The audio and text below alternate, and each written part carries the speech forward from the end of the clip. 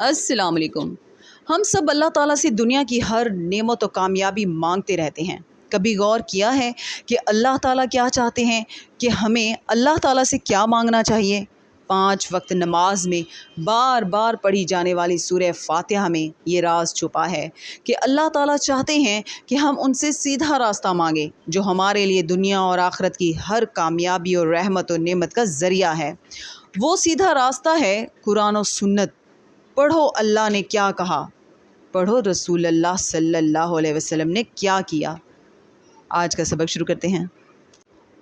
पनाह मांगती हूँ अल्लाह की शैतान मरदूद से। शुरू अल्लाह का नाम लेकर जो बड़ा मेहरबान निहायत रहम वाला है।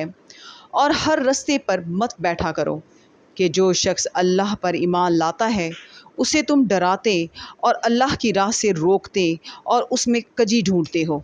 और उस वक्त को याद करो जब तुम थोड़े से थे तो अल्लाह ने तुमको जमात कसीर कर दिया, और देख लो कि ख़राबी करने वालों का अंजाम कैसा हुआ। और अगर तुम में से एक जमात मेरी रिसालत पर ईमान ले आई है और एक जमात ईमान नहीं लाई तो सब्र किए रहो, यहाँ तक कि अल्लाह हमारे तुम्हारे दरमियान फ़ैसला कर दें, और वो सबसे बेहतर फ़ैसला करने वाला है।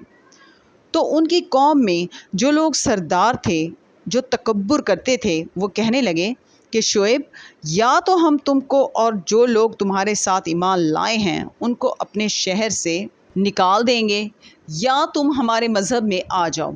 उन्होंने कहा, ख्वाह हम तुम्हारे दीन से बेजार ही हों तो भी, अगर हम इसके भी कि अल्लाह हमें इससे निजात बख्श चुका है तुम्हारे मज़हब में लौट जाएं, तो बेशक हमने अल्लाह पर झूठ बांधा और हमें शाया नहीं है कि हम इसमें लौट जाएं। हाँ, अल्लाह जो हमारा परवरदिगार है वो चाहे तो हम मजबूर हैं। हमारे परवरदिगार का इल्म हर चीज़ पर अहाता किए हुए है। हमारा अल्लाह ही पर भरोसा है। ए परवरदिगार, हम में और हमारी कौम में इंसाफ के साथ फ़ैसला कर दे, और तू सबसे बेहतर फ़ैसला करने वाला है। और उनकी कौम में से सरदार लोग जो काफिर थे कहने लगे कि भाइयों, अगर तुमने शोएब की पैरवी की तो बेशक तुम खसारे में पड़ गए। सदक़ल्लाहुल अज़ीम।